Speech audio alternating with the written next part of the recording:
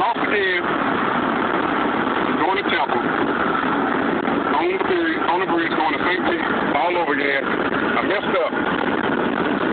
But it's a good experience. It's a learning process. Water on each side. Water on the left side. Water on the right side.